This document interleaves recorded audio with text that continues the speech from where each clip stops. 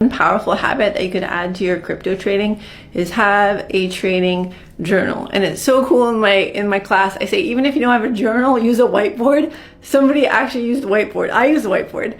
But yeah, so somebody actually used the whiteboard and sent me pictures. I thought that was so cool because I was like, yeah, taking the knowledge and you're implementing it.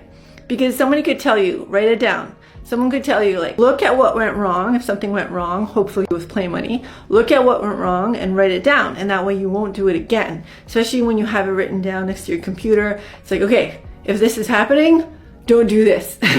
So it's like, you can't make the same mistake again.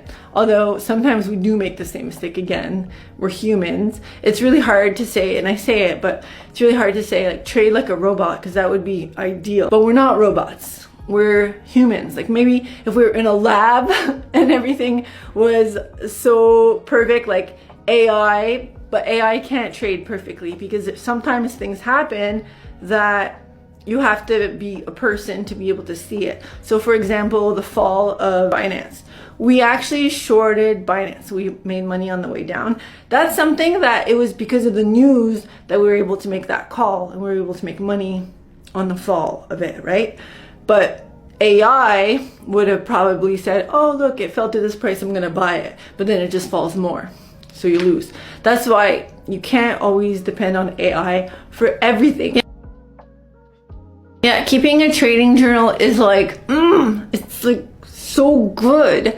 It's something that makes you learn from your successes, it makes you learn from your mistake, and it could show you patterns in your own trading and in your own behavior. It's like a spotlight. It sheds light on what works and what doesn't. You could also apply that to your life. That's why dietitians say, or trainers, you know, they write everything down, but dietitians say, you know what, write down everything that you're eating, because if you're like, oh, I'm gaining weight and I don't know why, write it down.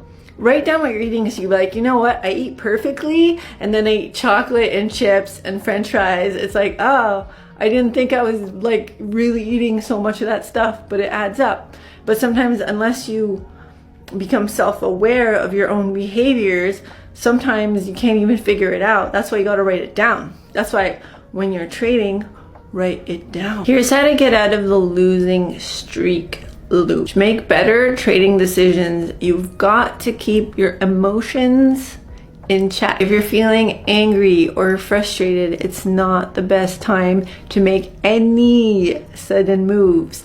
When you're angry, shut your mouth, shut your computer, don't talk to anyone, and go for a long walk. It's so much better to trade when you're cool, calm, collected. Because remember, patience is what you need in this game. You cannot become a profitable trader if you're still ignoring market trends. Here's a secret.